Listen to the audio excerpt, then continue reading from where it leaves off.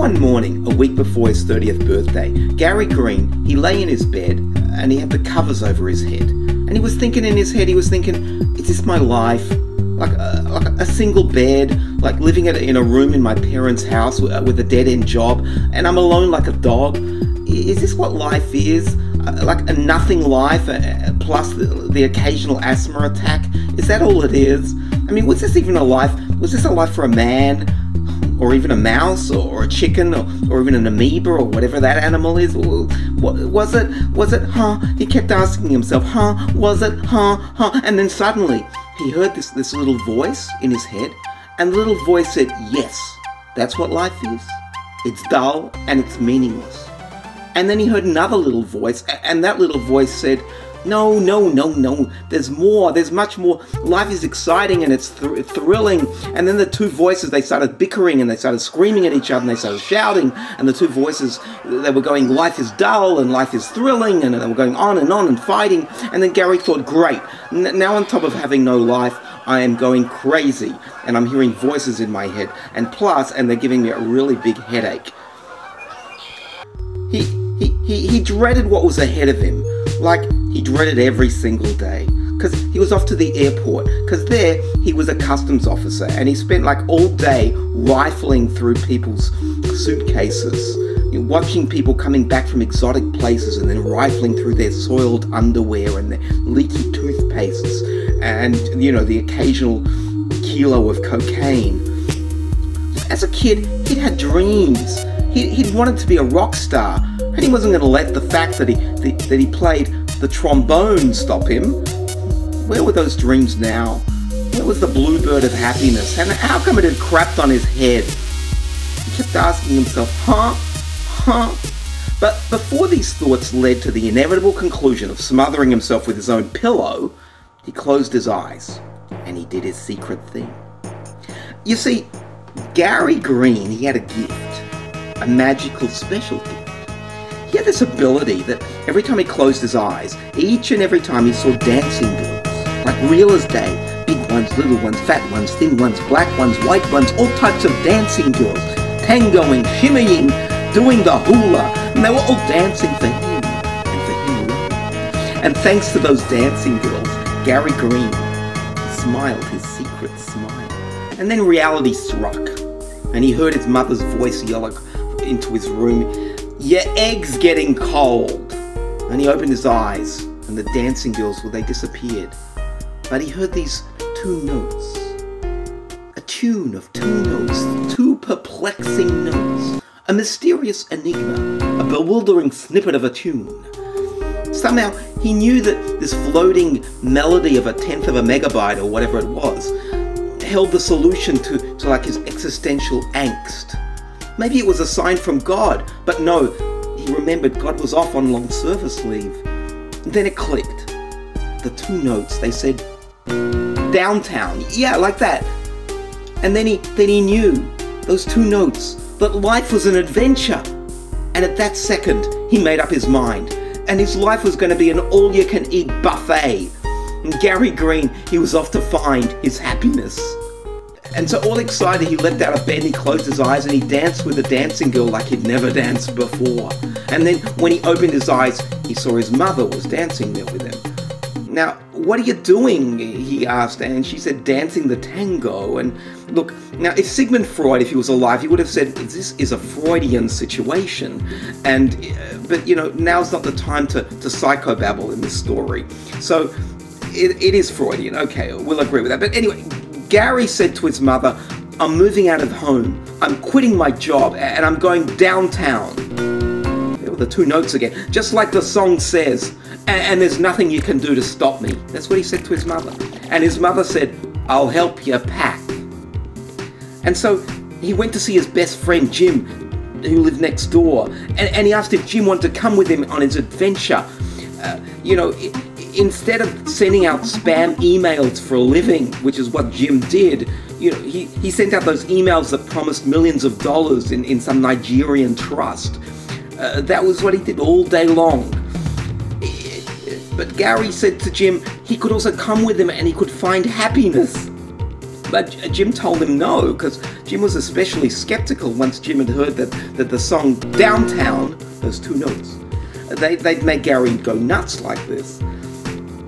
Jim advised Gary to consider Zoloft, which is what Jim was on, but Gary Green was a man on a mission.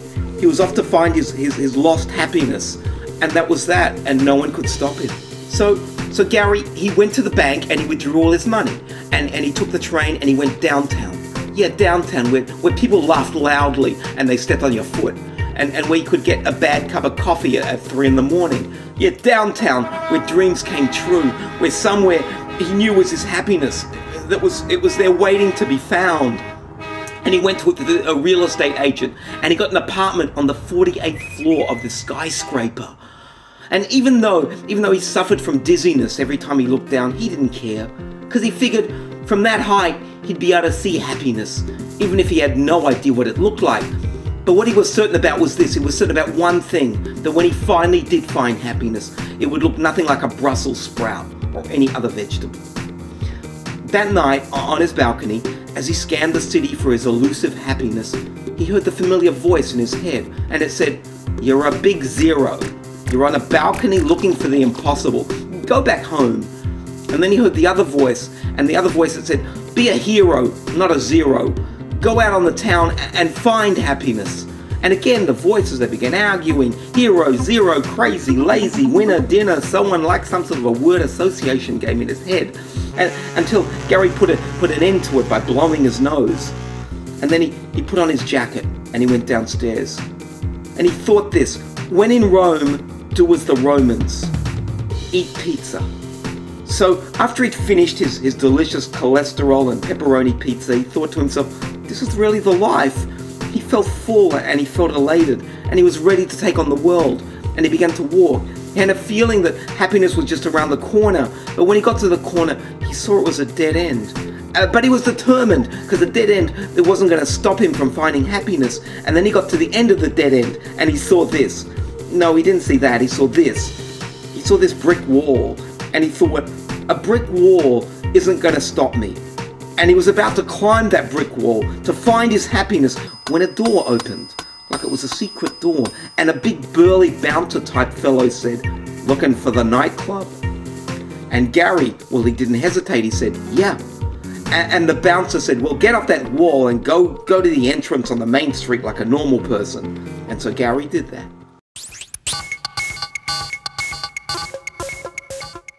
And he entered the nightclub, and it was this really strange world, and he saw a decor like he'd never seen before. It was amazing, it was astonishing, it was ridiculous. It was like this, and looked like that, and even like this, and maybe it didn't look like that, but it looked like all these weird things. That was what interior decorators did these days, in nightclubs apparently. But most of all, his eyes, they fell on a beautiful girl sitting alone. And so he went up to her, and he asked her the time. And she told him the big hand was on the 1 and the little hand was on the 10. And so he thanked her, and then couldn't think of anything else to say. And he thought to himself, if only he had the gift of the gab instead of the curse of unmanageable hair. And he looked around at the other people that were there, and they looked weird, yet wonderful. They looked like people you wanted to get to know, and then wanted to run away from once you knew them. That was the sort of people they looked like. And he thought of something else to say to the girl. He thought, "What's your name?" That's what he said. And she said, "Red." And he liked the fact that she had the name of a primary colour. And because just like him, Gary Green, red and green, together they could make yellow. He felt comfortable with red. He said to her he was looking for happiness, and maybe she'd seen it. And perhaps she could help him find it. And she told him, happiness means never having to say you're sorry, and he told her he thought love was never having to say you're sorry, and she said, stop being so pedantic. And before he knew it, they were kissing, and it was like his wildest dreams that come true. And she whispered in his ear, how much wood can a woodchuck chuck if a woodchuck could chuck wood? And it drove him crazy with desire. And then she said she had to go. He asked her where, but she wouldn't say. But just before she left, she turned around and she said, Porky, and winked. And then she disappeared. And Gary, he knew he could lose a kilo or two, but hey, he couldn't, you know, everyone needed to lose some sort of but Gary knew he had to find her, because it had clicked about happiness and love and happiness, and they were flip sides of the same coin. They were like steak and gravy. You know, one without the other was either too dry or too salty. Something like that anyway. So he ran onto the street, but she was nowhere to be found, and he saw a cab disappearing into the distance, and she was obviously in it, and more than anything he wanted to catch another cab and tell the driver, follow that cab, just like in a movie, but no cab came. So he started running, and after a minute or two he realized that a running man really can't chase a cab, and then a bus came, and so he hopped onto that, but he didn't have the right change and he couldn't buy a ticket, and the bus driver told him to get off the bus, and it was all too late and he'd lost her, and all he had was a red lipstick smear on his face to remind him of her. He saw that when he looked in the mirror. So the following weeks, Gary Green, he tried everything to find Red. He had the lipstick smear analysed at a lab, and it turned out to be Revlon cookie ketchup colour. And that didn't really help, because that was the colour that was a la mode, and everyone was wearing it that summer, so it was just useless. He asked everyone he met if they'd seen Red, people on the street, people in cafes, in bars, in caves. But all they did, they just looked at him perplexed. Gary knew that he'd found happiness, but it had slipped through his fingers. And he was asking himself, was it better to have once been happy, if only for a second, than never been happy at all? And then he asked himself, were love and happiness, were they always inextricably bound? And then, since he was in a questioning mood, he asked himself, is nothing really finer than to be in Carolina in the morning?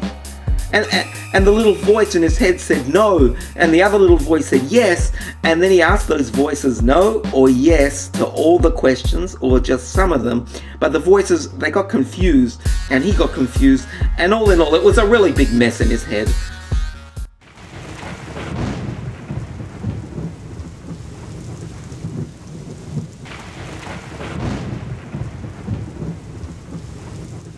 He found himself wandering aimlessly around the downtown streets, searching for happiness, searching for love, searching for the nearest public amenities block, just searching. And then suddenly, like, he looked up and he saw this place, and he thought, could it be that that's what Red meant by the last word to him when she said Porky?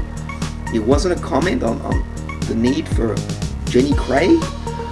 So he climbed the stairs all the way up into the up into the club, and when he got to the top there was a stage, and there was a girl on the stage, and it was Red, and she noticed him, and she smiled, and she began to dance for him, and she was dancing to the song, yeah, those two notes, that's right, Downtown.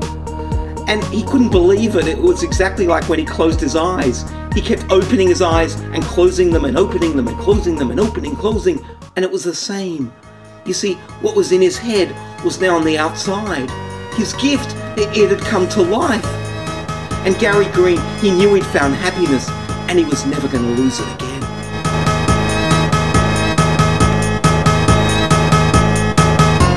And he went up to Red and he said, "You're like my greatest dream come true."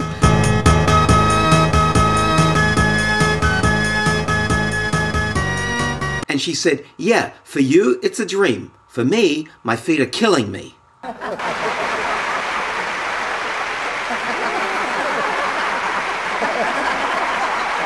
And then all of a sudden he heard people laughing at him. And so he joined in.